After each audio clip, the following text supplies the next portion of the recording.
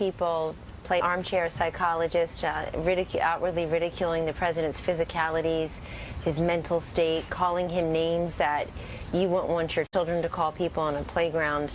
You would punish them for doing that. And then all of a sudden feigning shock when he wants to fight back and defend himself and hopefully change the conversation, because the conversation right now is a one-way conversation of toxicity.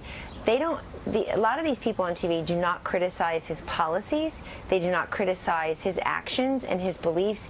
They criticize him and the office of the president and its current occupant.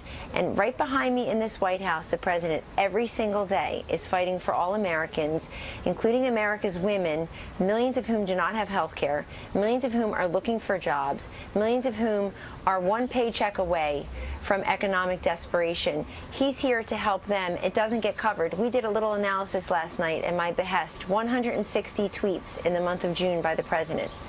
And roughly about 120 of the 160 dealt with policy, bilateral meetings, what the president is doing here at the White House, what the cabinet is doing, news that he sees that he wants to convey to other people, foreign policy, ISIS, you name it, terrorist attacks. That gets very little coverage.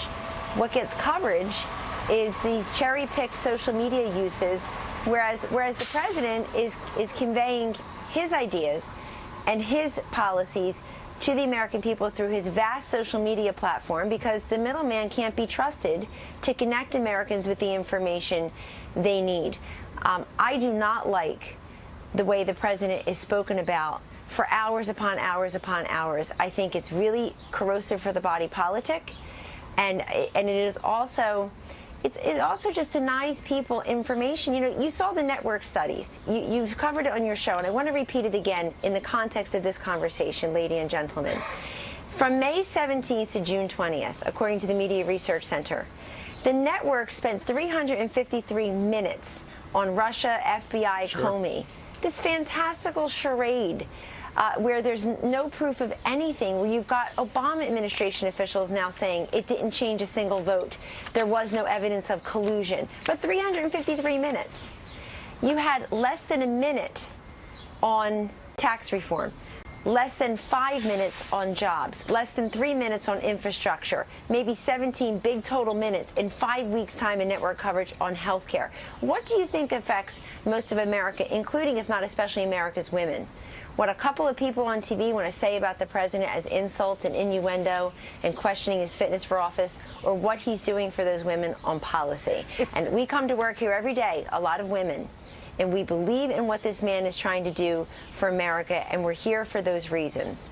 Kellyanne, you're talking about the networks covering Russia. This morning we were talking about the networks covering these tweets versus how much time they spent on Kate's Law and the Sanctuary City bill that just passed in the House. You had NBC that spent almost 3 minutes on the tweets and 26 seconds on Kate's Law and Sanctuary City. ABC did not even cover Kate's Law or Sanctuary City, and neither did CBS. But we are wondering, when he does decide to tweet like he did yesterday, do y'all have a meeting where you decide and you discuss it, or does he just do it?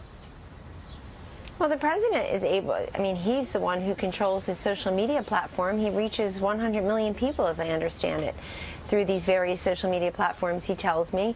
And it's his way of cutting out the middleman. The middleman doesn't like it because it's his direct connection. I call it the democratization of information.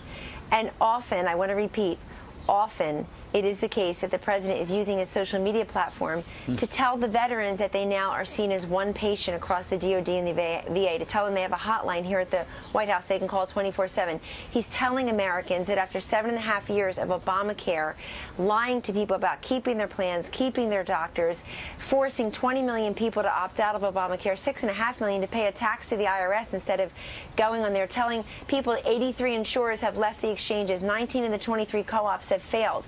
He uses that social media platform to do that.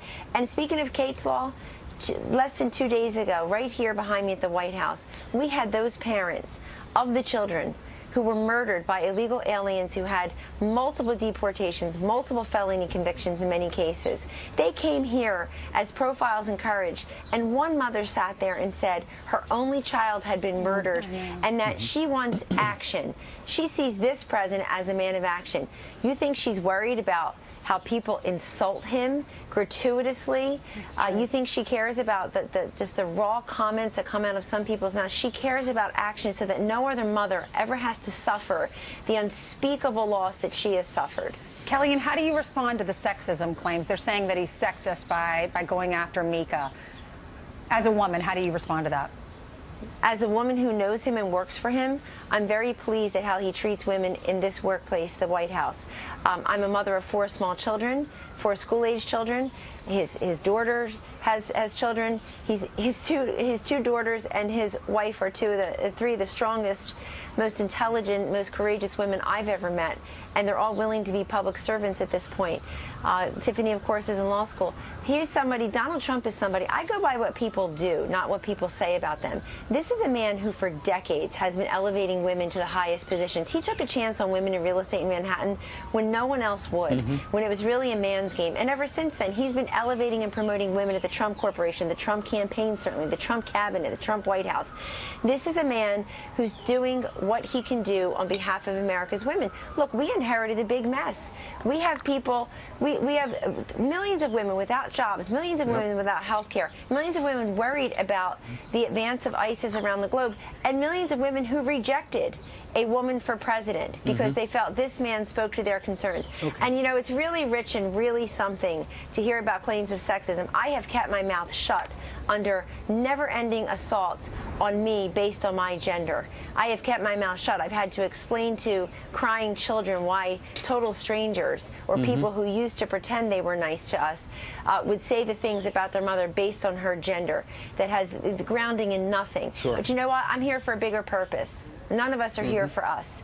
We're here as public servants for the American people, and you have to learn to swallow a lot to do that. I see the way America reacts to this president. I see the way the military, the first responders, our troops, our veterans are so respectful toward the fact that he is here doing things for them. It's bigger than all of us. Kellyanne, turning to policy, you've got the 2 immigration laws that are passed. You've got the travel ban going into effect. A lot of good victories going on. There's still some uncertainty in the Senate.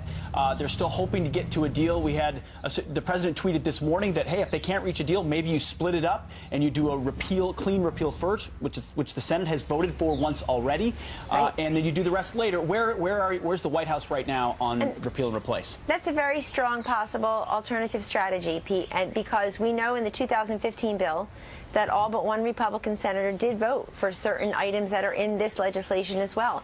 They voted to do away with the taxes and penalties in Obamacare.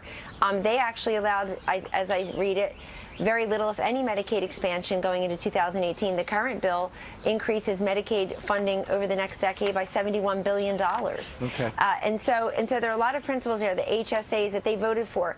You can repeal and then replace later, but we're very confident here at the White House that health care gets done this summer, followed in quick succession by tax reform. Hey, Kellyanne, a quick exit question. The president also tweeted this morning, crime and killings in Chicago have reached such epidemic proportions that I am sending in federal help. What federal help is he sending in? So I'll let him discuss that with his team. I've not discussed with him this morning specifically that. He has addressed this in the past. He's met with Mayor Rahm Emanuel. But look, we can't turn a blind eye. This is the man who said his first duty is the safety and security of all Americans. And if he can help and give full force and effect as the president to communities that are suffering, they're suffering gang and crime and drug violence, then I know he'll want to do that. He's here to help people. Something's got to be done. All right, Kellyanne, thank you very much for joining us on this busy Friday. Enjoy the weekend. Happy Independence Day to our great nation. That's absolutely right. To our men and women who have served this great country.